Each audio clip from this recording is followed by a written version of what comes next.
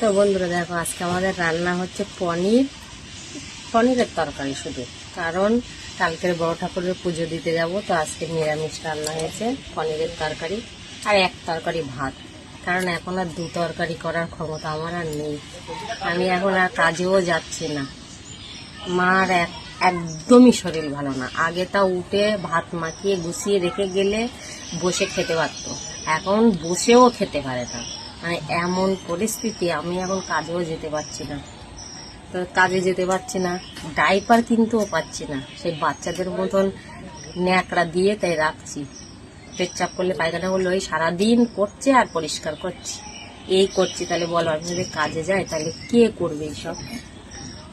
তো এখন কাজ বাজ বন্ধ করে এই বাড়িতেই বসে আছি। কি করে সংসার চলবে এখন আর জানি না।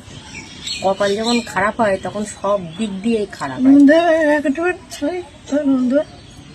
কাঁচা লবণ খেতে নেই, কম হয়েছে তাতে ক্ষতি নেই, কিন্তু কাঁচা লবণ খাওয়া ক্ষতি। তো দেখো, মার 1000 টাকা করে বৃদ্ধ ভাতা পেত, সেই 1000 টাকাটা তুলেও যে ডাইপার কিনবো, সে বইটা বন্ধ হয়ে আছে আজকে 3-4 মাস। সে বই আর ঠিক হয় না, হাতের ফিঙ্গার মেলে না। তো আবার নতুন করে কাগজপত্র সব ব্যাংকে দিয়েছি, তার কোনো খোঁজ খবর নেই, সে ঠিক হচ্ছেই না। আবার এদিকে দেখো, গ্যাস, মায়ের নামে গ্যাসের বই, তো সেই গ্যাসও আমরা তুলতে পারছি না, সেই গ্যাসের বইও বন্ধ হয়ে আছে। তো আমাদেরকে বলছে মাকে নিয়ে যেতে হবে অফিসে, ফিঙ্গার দিতে হবে, মুখের ফেসের ছবি দিতে হবে। তা তোমরাই বলো, এই মানুষকে আমি গ্যাসের অফিসে কি করে নিয়ে যাব? সেই আমাদের এখান থেকে সেই চাত্রায় গ্যাসের অফিস, সেটা তো আসে না, সে কত দূরে। তো সেই গ্যাসও আর তুলতে পারছি না।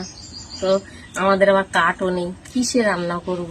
তো আমার বোনের বাড়ি থেকে, সেই 8 ঘরায় আমার বোনের বাড়ি, তো বোনের বাড়ি থেকে একটা গ্যাস তাই নিয়ে এসছি। কি কোথায়? এই হাতে এই হাতে কি মশা কামড়াচ্ছে?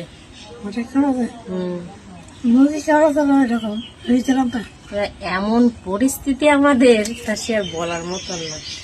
আমারও আর শরীর চলছে না, এই বাড়িতে সারাদিন এনার এই ট্রিটমেন্ট। আবার আমি কলকাতায় কাজে যাব কি করে? আমি তো মানুষ নাকি? আমার আর শরীরে দিচ্ছে না সত্যি কথা, এই জন্য আমি আর কাজে যাচ্ছি না, বাড়িতেই আসি।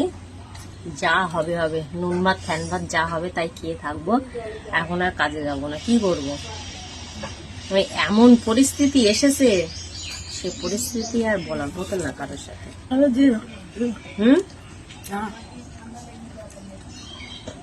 ভালো হয়েছে এমনি খেতে? ভালো হয়েছে?